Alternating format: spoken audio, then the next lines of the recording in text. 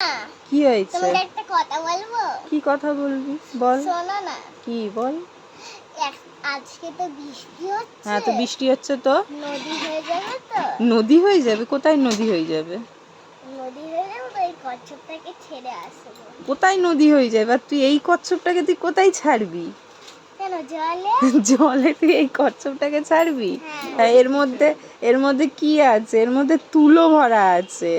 এটা খেলনা না, এটা সত্যি হ্যাঁ কারে। পাগলি কোথাকারে, এটা খেলনা।